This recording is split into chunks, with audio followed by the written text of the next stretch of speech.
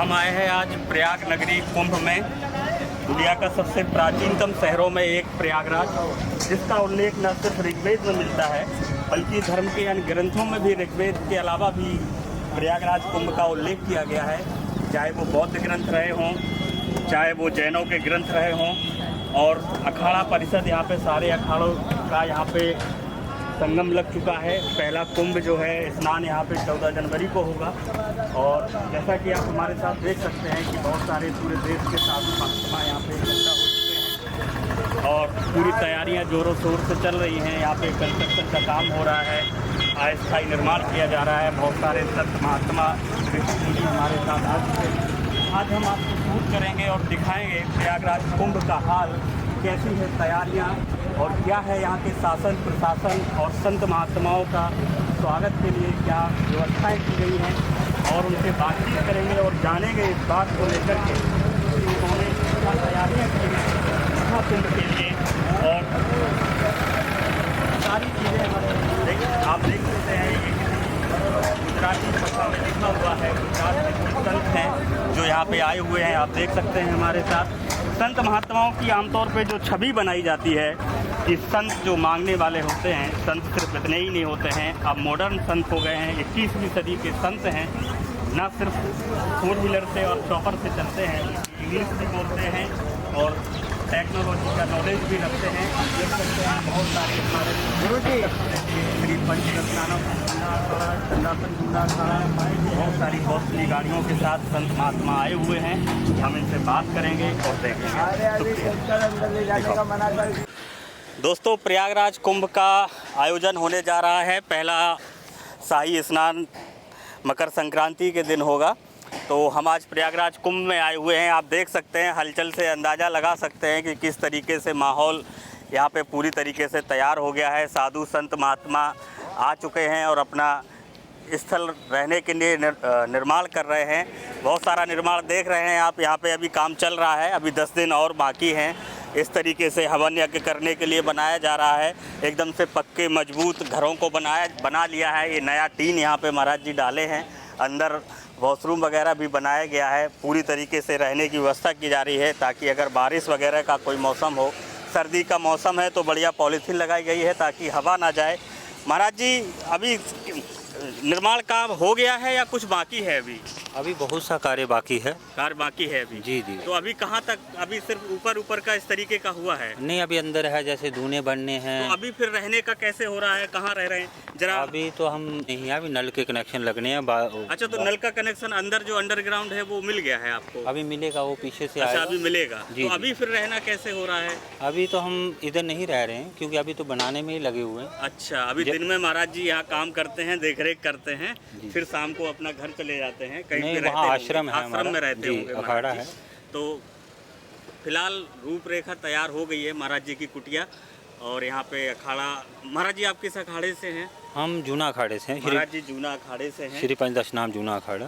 महाराज जी का नाम महाराज जी ने बताया, हम देख रहे हैं। आप यहाँ पे डस्ट महाराज जी डाल रहे हैं। बहुत बहुत धन्यवाद आपका, शुक्रिया, थैंक यू। महाराज जी भी लगे हुए हैं काम में। साधु महात्मा सिर्फ आध्यात्मिक ज्ञान ही नहीं रखते हैं, काम भी करते हैं। आप ये देखिए कि साधु महात्मा काम भी करते हैं। महाराज जी, अभी तो निर्माण कार्य चल ही रहा है। अभी चल रहा है। अब ये कम से कम 2, 3, 4, 5 तारीख तक कंप्लीट हो। 5 तारीख तक। फिर महाराज परेशानी नहीं हो रही है? अभी आप कहाँ रह रहे हैं, आश्रम वगैरह में? बस ये तो जीवन है, जहाँ व्यवस्था मिल जाए वहीं रह जाते हैं। महाराज जी, लोगों को लगता है कि साधु महात्मा बन जाओ, कोई काम नहीं करना है, पड़े रहो। जबकि मैं देख रहा हूँ कि आप सुबह से आए, काम कर रहे हैं, अपना व्यवस्था बना रहे हैं। तो जैसा साधु महात्माओं का जीवन लोगों को लगता है कि बड़ा आसान है, वैसा है नहीं। ये तो ऐसा है ना, देखिए सामने वाले के जीवन पे मीन मेक करना बहुत आसान है। जब आप जाइए, कुछ दिन साथ में रहिए, उनकी दिनचर्या देखिए। खाली लोगों को गाड़ी और लाल कपड़े और तिलक छापे दिखते हैं, उसके पीछे क्या संघर्ष है, क्या जीवन है, उसका किसी को नहीं पता है। जो बीच में रहेगा वही अनुभव कर सकता है। देखने वाला तो अभी कई लोग देखते हैं, ये देखो 1 महीने के लिए लाखों रुपए है ना। हाँ। ये तो महात्मा है, ये किसी को दिया है लाखों रुपए, तो किसी के काम आएगा। किसी के काम। साधु महात्मा जो भी अपने जीवन में करते हैं वो अपने लिए नहीं करते हैं, दूसरों के लिए ही करते हैं। हमने मानव की भलाई के लिए करते हैं। हमने कहीं से पैसा लिया, किसी को दिया, खाया पिया, जो भजन किया वो हमारे साथ। तो पैसा तो तुमने दिया, इधर बरताए दिया, उधर बरताए दिया। लाखों रुपए तो किसी से सामान लिया है, हमने तो रहना है। किसी का सामान लिया, अब ये उखाड़ के ले जाएंगे। किसी का, मजदूरों को मजदूरी मिल रही है, ठेकेदारों को ठेकेदार, जो भी बीच में काम कर रहे हैं, कोई रेट डाल रहा है, कुछ पैसा आया, पैसा गया। समाज का पैसा समाज में गया बस। तो साधु महात्मा के जीवन में कुछ नहीं है, साधु महात्मा के जीवन में बहुत कुछ है, आध्यात्मिक चीजें हैं। हाँ, लेकिन उससे संसारी लोगों न तो उसको समझ सकते हैं और न उस तरफ आ सकते हैं, क्योंकि उसके लिए आपके शरीर के अंदर सनातनी ब्लड होना चाहिए, संस्कार होना चाहिए। उसके बाद फिर आपका श्रद्धा और भाव होना चाहिए, क्योंकि प्रारब्ध होना चाहिए। बगैर श्रद्धा भाव के आप किसी भी चीज़ के मूल तत्व को नहीं जान सकते। बाहर से तो किसी को कुछ भी बोलते रहिए, तो किसका महाराज क्या जी, लेना। आप बाहर के लोगों को क्या संदेश देना चाहते हैं? बाहर के लोगों को यही संदेश देना चाहते हैं, जो तुम्हारी जिम्मेदारी है, जिस कर्तव्य पे आप हो, उसका आप पूर्ण निर्वाह करिए, फिर दूसरे पे टिक्का टिप्पणी करिए। पहले आप अपने आप को देखिए।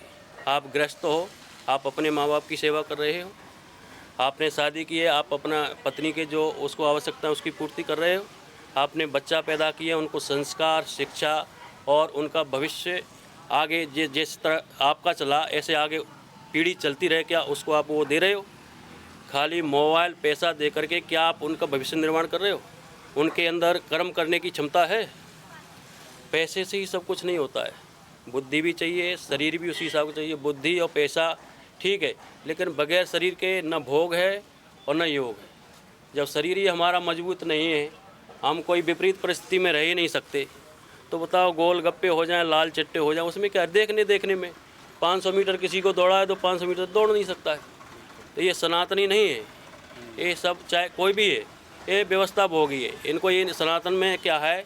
कर्तव्य, कठिन कर्तव्य करने के बाद जो तुम्हारे कर्म से मिले उसका भोग करना, और जो बचे उससे अपने परिवार का पालन करना, और जो फकीर हैं, ब्रह्मचारी हैं, जिनके पास कुछ नहीं है, जो गरीब है, उनकी सहायता करना। महाराज जी, जो भारतीय समाज है आप उसको कैसे देखते हैं? किस तरीके से, क्या बदलाव आप देख रहे हैं पिछले कुछ दिनों में? क्या भारतीय समाज अध्यात्म की ओर मुड़ रहा है या अध्यात्म से दूर हो रहा है? किस तरीके से आप देखते हैं समाज में आजकल जो चल रहा है, बुराई या अच्छाई, उस पर? समाज में क्या, देखो, अध्यात्म अलग चीज़ है। अध्यात्म ऐसे नहीं समझा सकता है। अध्यात्म के लिए पहली बात तो आपकी चित्तवृत्ति है, शांत होना चाहिए, ठीक है। सभ्यता और शांति जब होगी तब आप उसकी तरफ जाओगे तब मिलेगा। बाकी तो ठीक है, भजन कर लिया, कहीं मंदिर में चले गए, मत्था टेक लिया। ये है कि चलो एक ये समय है कि लोग एक दूसरे से जुड़ रहे हैं, हिंदुत्व या सनातन के नाम पे एकत्रित हो रहे हैं। बाकी अध्यात्म अलग चीज़ है।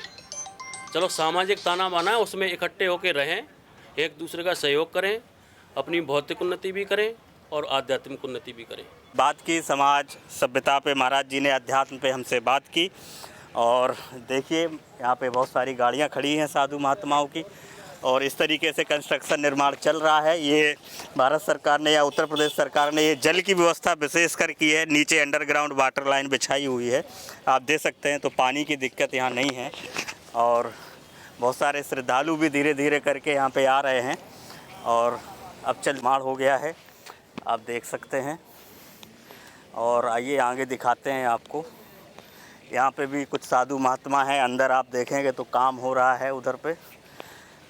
ये महाराज जी ने यहाँ पे पानी का लेप लगा के इसको तैयार कर दिया है आगे के लिए।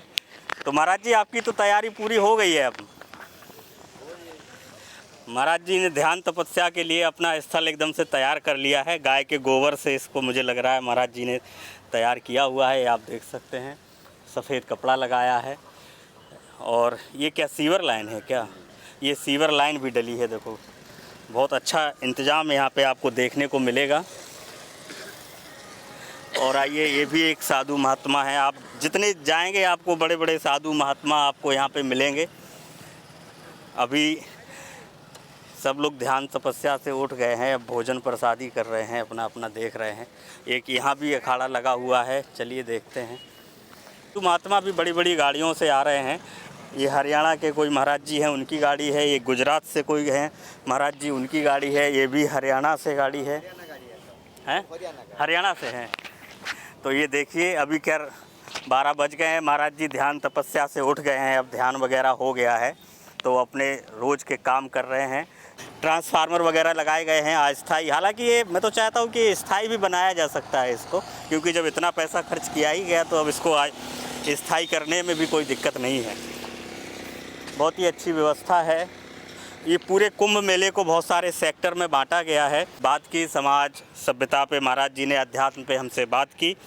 और देखिए यहाँ पे बहुत सारी गाड़ियाँ खड़ी हैं साधु महात्माओं की, और इस तरीके से कंस्ट्रक्शन निर्माण चल रहा है। ये भारत सरकार ने या उत्तर प्रदेश सरकार ने ये जल की व्यवस्था विशेषकर की है। नीचे अंडरग्राउंड वाटर लाइन बिछाई हुई है, आप देख सकते हैं। तो पानी की दिक्कत यहाँ नहीं है, और बहुत सारे श्रद्धालु भी धीरे धीरे करके यहाँ पे आ रहे हैं। और अब चल